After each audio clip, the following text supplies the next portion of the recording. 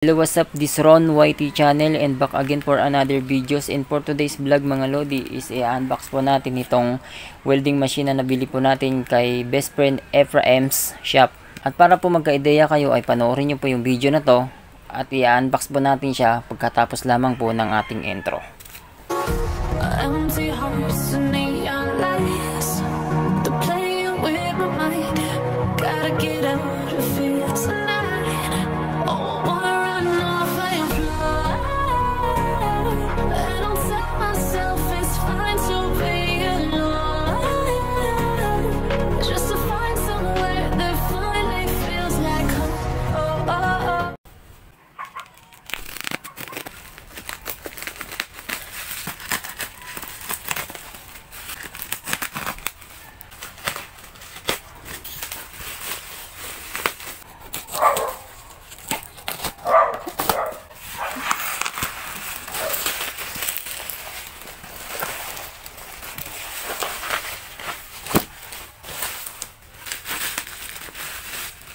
Ayan mga lodi, makapal yung kanyang bubble wrap.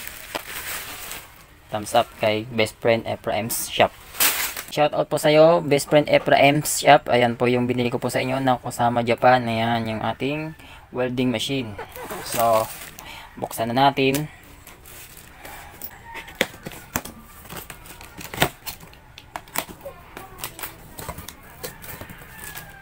At yan po, pagbukas natin, ang bubungad is yung kanyang operation manual. Kusama Japan. Dito naman po sa gilid yung kanyang electrode holder. Tapos yung kanyang cable is napakataba. Sobrang taba niyan mga lodi. Siguro nasa 10mm or 12mm yung taba ng kanyang cable. Ang haba naman ng kanyang cable is nasa 1.5 meter. Ito naman yung cable ng kanyang ground. Ayan. Tingnan natin kung gaano siya kahaba. Dito naman sa ground, yung haba ng kanyang cable is nasa 1.5 meter din. At ang kapal ng cable is same lang sila nung sa electrode holder cable. Ito na po yung ating welding machine na maliit pero malupit. Ayan. So, ito na po yung ating welding machine. Ayan. At gustong gusto ko talaga siyang bilhin noon pa. Dahil nga, lagi ko pong pinapanood yung shoutout po ni best friend Ephraim's shop. At tuwang-tuwa talaga ako kapag napapanood ko. Lalo na pagdating dito sa Kusama Japan niya. Dahil nga, lagi pong sinasabi ni best friend na ito raw yung Kusama Japan is accurate arms. Yun nga lang, lagi kong nakikita doon sa vlog niya is yung color nito is white. Ayan. Pero hindi pala. Ang kulay niya is medyo gray at hindi ako nadismaya doon dahil gandang-ganda ako sa kulay niya. Hindi lang siya gray kasi paborito ko po talaga yung kulay na gray. Ayan. Para po siyang kulay ng aluminum, no. Tapos ang maganda dito is hindi siya glossy kundi matte finish.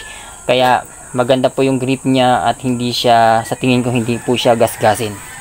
Hindi katulad po ng mga glossy yung may parang coated ng or top coat na gasgasin po siya. Kunting ano lang, pero ito po matte finish po siyang ganda po ng grip. Ayan. Tapos tanggalin po natin yung tape. Ayan. Ito naman yung kanyang strap. Ayan. Okay naman, meron din siya dito yung pwede natin siyang dalhin sa taas. Halimbawa nagbububong tayo, ayan, meron po siya ditong may parang goma. Ayan. Para hindi po siya masakit sa balikat. Or kung sakaling naglalakad tayo, sabit na lang po natin sa balikat natin. At kahit din po natin siya isabit, meron naman po siyang handle. Ayan. Ganyan natin. Ito po yung ilalim ng welding machine. Ayan.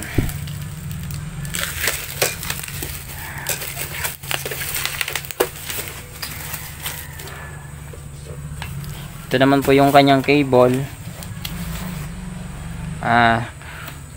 Nasa 10mm din to. Ito naman siguro 12mm nga to. Yung mga cable ng kanyang electrode at ground. Yung haba naman ng kanyang cable para sa kanyang plug is nasa 1.5 meter din. Ayan. Yan siya mga lodi. Dito po yung blower sa likod. Power switch. On and off. AC to 20 volts. Brand niya is Kusama Japan. MMA. 300 ampere. Dito naman po sa harap ng welding machine is nandito yung display indicator. Tapos meron din ditong dalawang LED indicator. Kung hindi ako magkakamali, ito yung sa temperature LED indicator dahil meron siyang nakalagay na sign ng temperature. Dito, hindi ako sigurado.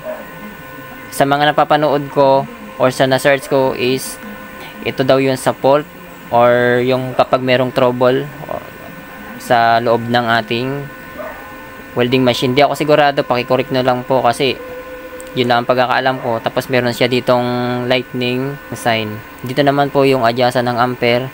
Yung pinakamababa niya is 20 ampere at yung sagad niya is 300 ampere. Ayan. Hindi lang siya ganong tama sa display. Ayan. Pero wala pong problema yan. Ito naman po kasi is number lang po yan. Dito po talaga tayo magbabase sa kanyang display. Ayan.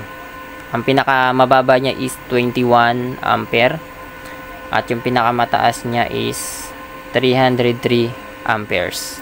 Dito naman sa baba is yung port para sa electrode holder at dito naman sa kabila is yung ground. Pero base naman sa tutor ni best friend Ephraim's shop is pwede naman po yung baliktaran.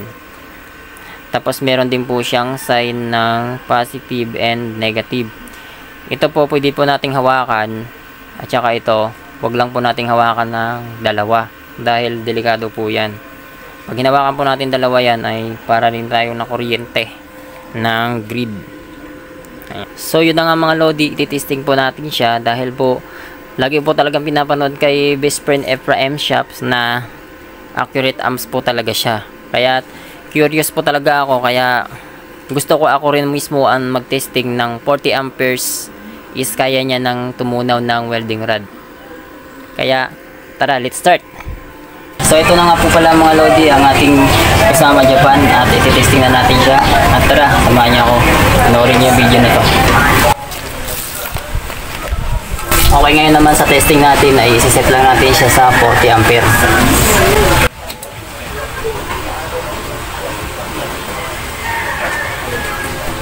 40 ampere.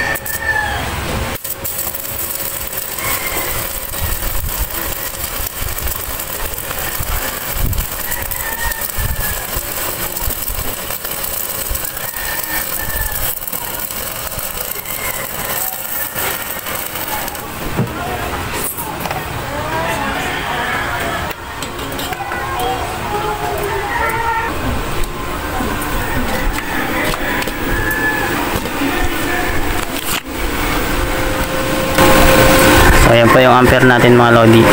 Ayan. Tapos ito naman yung pinaghinangan natin.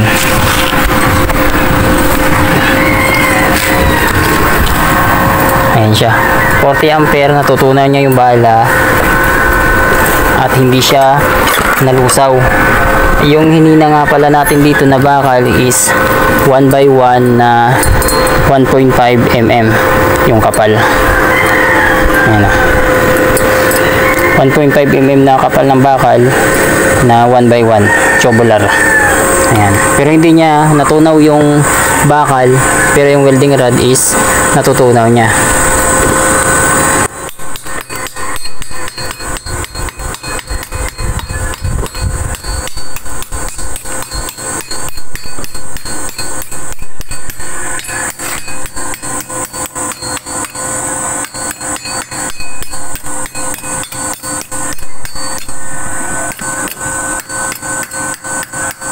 Ayan siya mga lodi. Dito naman medyo naangat ko kasi kanina eh. Kaya hindi siya kumbaga tumalon. Ayan. Naangat ko siya kanina. Dito naman sa kabila. Ayan siya mga lodi. Ang ganda ng tunaw niya 40 ampere. Yung gamit ko na bala is E6013. Ayan. Electrode 6013. Okay, so yun ang performance ng ating kasama Japan. Gamit lamang yung 40 amperes at natunan niya yung bala na electrode 6013 na hindi niya nalulusaw. Itong 1x1 na tubular na yung kapal niya is 1.5 mm. Goods. Sa mga interesado sa kasama Japan na to ay ilalagay ko na lang yung link ng shop kung saan ko siya nabili at kayo nang bahala mag-visit sa shop ni best friend Ephraim's shop.